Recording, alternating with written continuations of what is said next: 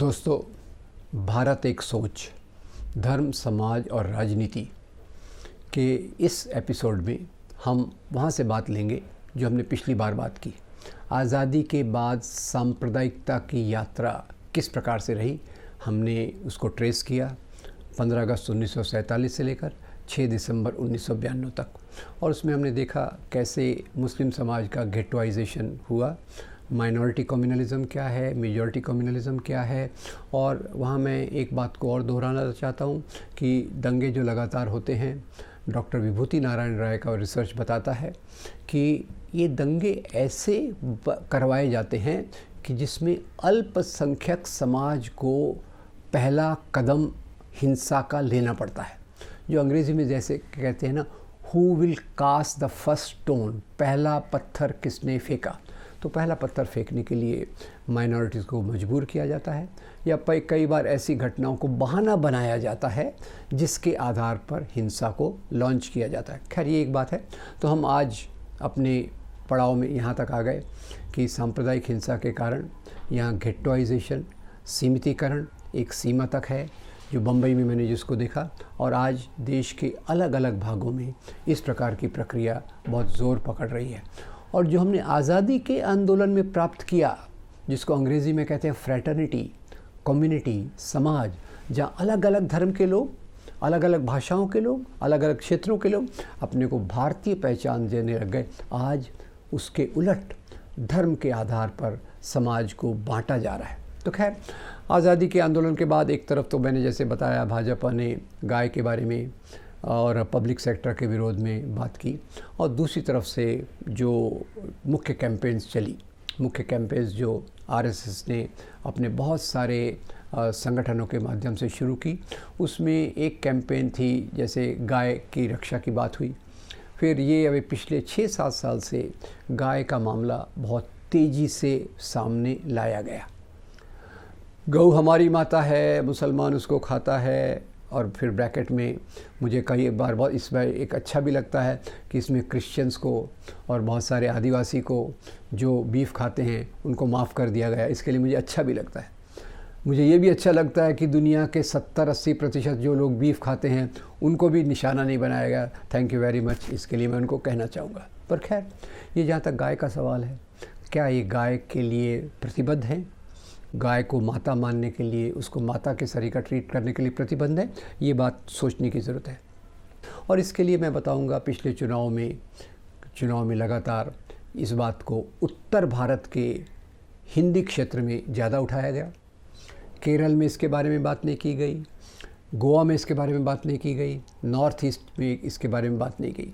और भाजपा के एक मंत्री किरण रिजिजू जो नॉर्थ ईस्ट से आते हैं, उन्होंने तो कन्फेस किया, मैं तो बीफ खाता हूँ।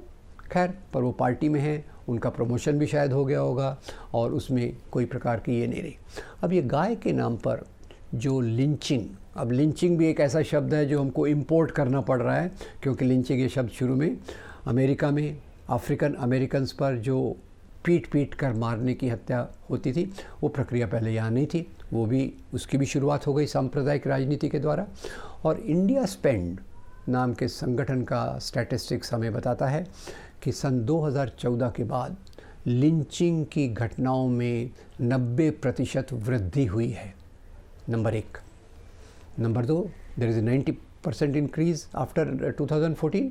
नंबर 2, इसमें लिंचिंग में जो मारे जाने वाले लोग हैं उनमें करीब 80-90% लोग मुसलमान हैं और बाकी दलित हैं। आपको ऊना की घटना भी याद होगी, जहां 4 दलित नौजवानों को उनके कपड़े निकाले गए, उनको बेरहमी से पीटा गया, और उनका अपराध यही था कि उनका जो प्रोफेशन है, उनका जो काम है कि मरे हुए जानवरों की खाल निकाल कर उसमें से जूते बनाना, वो अपने काम में व्यस्त थे। तो खैर, ये गाय के नाम पर ये सब हुआ। पर मुझे लगता है कि गाय के नाम पर ये जो हो रहा है, ये पूरा एक राजनीतिक खेल है।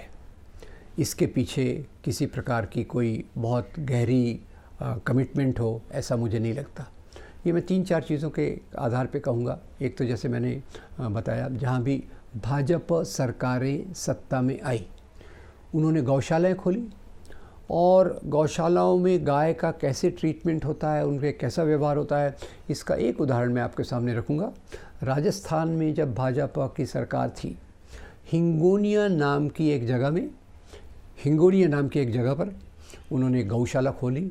इस गौशाला में सैकड़ों गाय भूख से, बीमारी से, गोबर और कीचड़ में डूबकर मर गई। ये उसका एक उदाहरण है। और जहाँ तक देखा जाए कि ये गाय के मामले को ही क्यों उठाया गया, मैं मानता हूँ कि हर एक प्राणी मात्र का आदर होना चाहिए और इसमें गाय को विशेष रूप से चुना गया। अभी वो काऊ साइंस ला रहे हैं, गाय का गोबर, गाय का मूत्र, ये सब चीज़ों पे बड़ा बड़ा रिसर्च का पैसा डाल रहा है। एक हमारे बड़े संत महात्मा हैं जो आजकल बड़े व्यापारी बन गए हैं, उनका भी बहुत बड़ा उद्योग है इस गाय के मूत्र के ऊपर। पर वास्तव में इसका अगर हम इतिहास देखें तो एक हमारे पास वेटरनरी साइंस नाम की चीज़ है जो हमें बताती है कि जानवरों की जो फिजियोलॉजी, एनाटॉमी, उसमें क्या फ़र्क है, क्या फ़र्क नहीं है, इसका पूरा उदाहरण हमें उसमें मिलता है। पर उसके उलट जाकर हम अगर देखें तो आज काउ साइंस के नाम पर एक पूरी दुनिया में एक प्रकार की चीज़ को विकसित करने की कोशिश की जा रही है, ख़ास तौर से भारत में काउ साइंस के आधार पे, और इसके लिए काफ़ी रिसर्च भी किया जा रहा है। पर अगर हम वास्तविकता में देखें तो इसी दौरान जहाँ एक तरफ गाय के नाम पर की जाने वाली हिंसा बढ़ी, दूसरी तरफ बीफ का एक्सपोर्ट में भी भारत आगे आ गया। दूसरी बात देखिए, महात्मा गांधी गौ सेवा में विश्वास रखते थे और आज़ादी के बाद महात्मा गांधी को बहुत सारे पोस्ट कार्ड आए कि बापू अब हम आज़ाद हैं तो क्यों ना हम गौ हत्या पर बंदी लगा दें। अब महात्मा गांधी ने उसके जवाब में कहा कि सरकार की तरफ से ऐसा कोई काम नहीं होना चाहिए जिसमें समाज के कुछ तबके उनकी ज़रूरतों पर रोक लगे, उन पर ज़बरदस्ती हो, ऐसा सरकार की तरफ से कोई काम नहीं होना चाहिए, ये महात्मा गांधी ने कहा। और मैं अगर इतिहास में जाऊं तो इतिहास में जाकर देखने को मिलता है कि इसके बारे में स्वामी विवेकानंद ने बहुत महत्वपूर्ण तरीके से लिखा है। उन्होंने लिखा है, वैदिक काल में गाय का मांस, बीफ खाया जाता था। Professor DN. झा, उनकी किताब द मिथ ऑफ होली काऊ में भी वो बहुत सारे वेदों की उदाहरण देकर बताते हैं कि गाय को उस समय खाया जाता था। और वास्तव में बात तो ये हुई कि वैदिक काल में गाय की बलि दी जाती थी। कितनी ज़्यादा गाय की बलि आप देते हैं उसके आधार पर समाज में आपका एक प्रेस्टीज, आपका एक रुतबा होता था। महात्मा गौतम बुद्ध जब आए तो उन्होंने देखा समाज में बहुत परिवर्तन हो रहे। एक तरफ से उन्हें अहिंसा के सिद्धांत का उन्होंने प्रतिपादन किया और दूसरी तरफ से उन्होंने कहा कि उतने ही जानवरों को मारना चाहिए जितनी आपको ज़रूरत है, ये महात्मा गौतम बुद्ध ने कहा। तो एक तरफ इसके कारण, गौतम बुद्ध के सिद्धांतों के कारण बुद्ध धर्म भारत में फैला। प्रतिक्रिया के रूप में ब्राह्मणवाद आया और उसने बुद्ध धर्म को भारत से प्रैक्टिकली समाप्त कर दिया।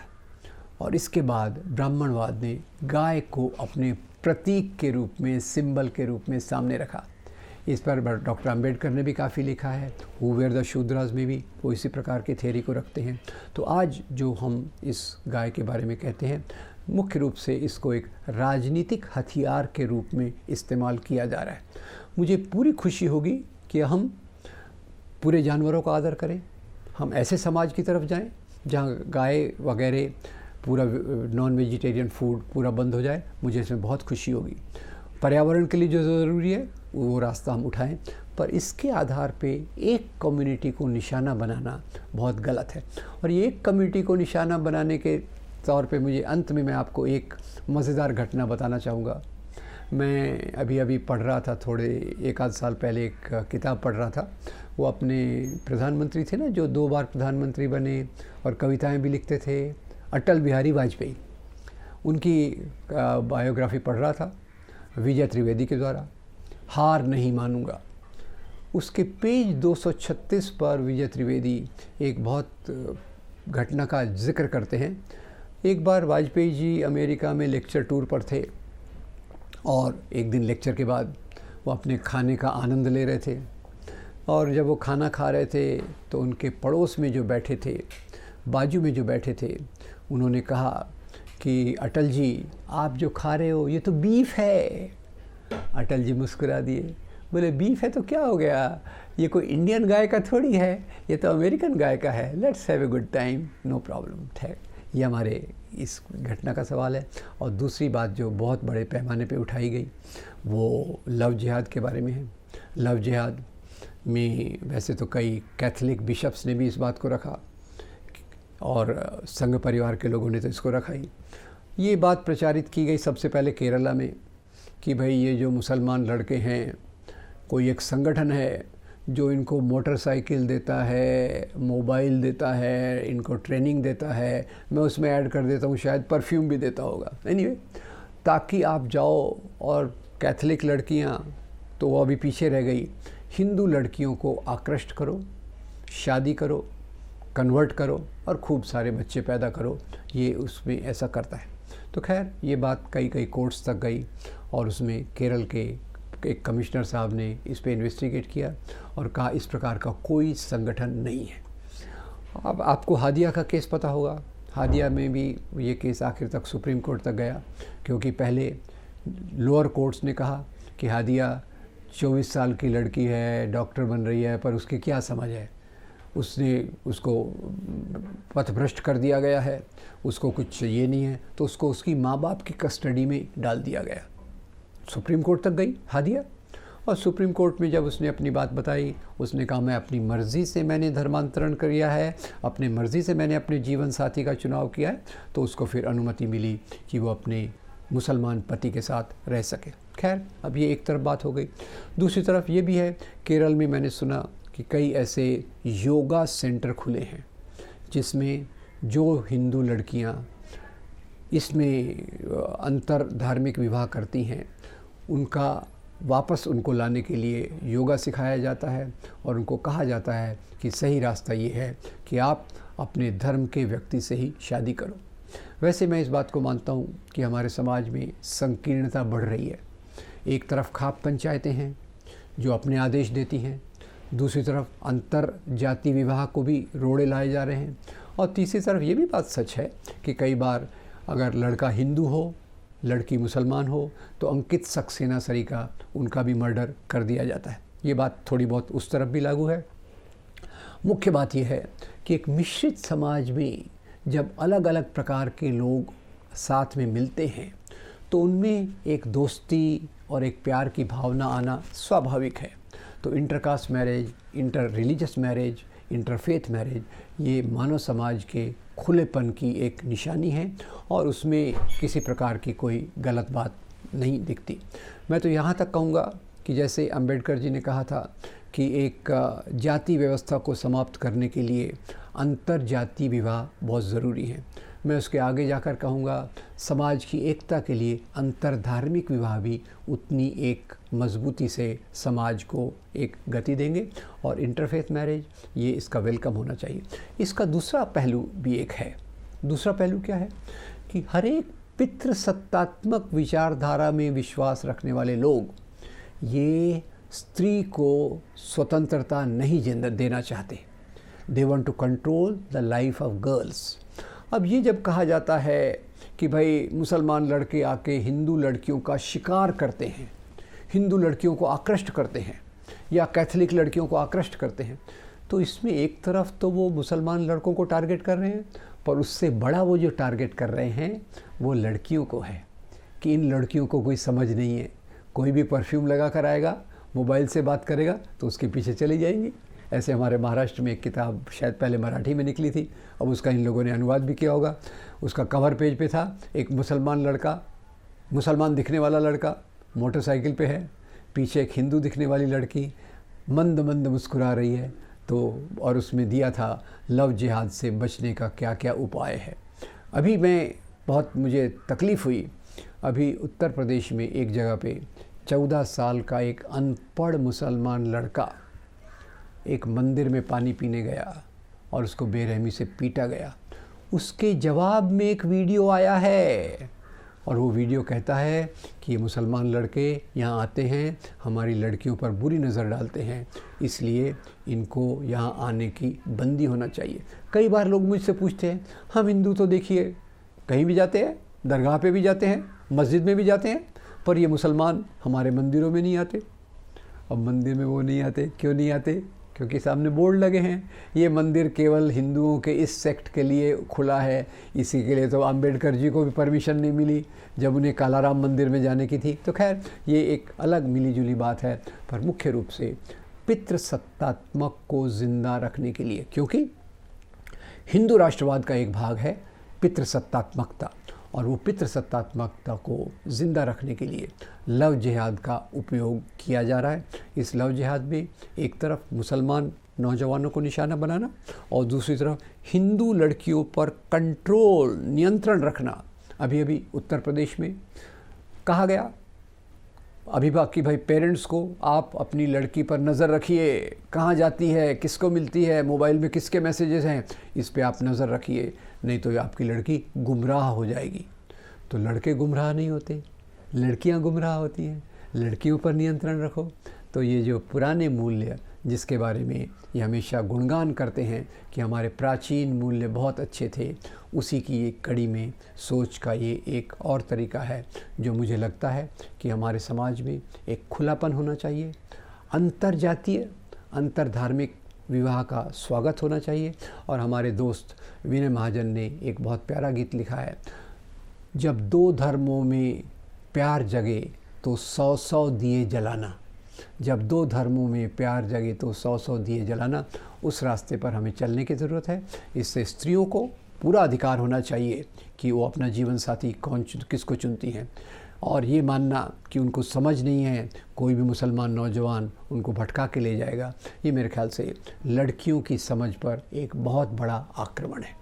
तो दोस्तों, इसी के साथ ये जो हमारी सांप्रदायिक मेजॉरिटेरियन कम्युनलिज्म की जो यात्रा है, इसको हम कंक्लूड ऐसा करते हैं कि हमें किसी धर्म से नफ़रत नहीं है। हर एक धर्म के नैतिक मूल्य का हम आदर करना चाहिए, और यही बात गांधी जी ने की, और यही बात हम देखते हैं कि धर्मों के मूल्यों का आदर किया जाए, और धर्मों के अंदर, धर्मों के लोगों के बीच में जो दीवारें खड़ी हैं, वो दीवारों को ख़त्म करके एक मानव समाज में, जो हम कहते हैं वसुधैव कुटुम्बकम, जहाँ धर्म की सीमाएं हमारे आड़ नहीं आती, उस रास्ते पर हम चलने की कोशिश करें। Thank you very much.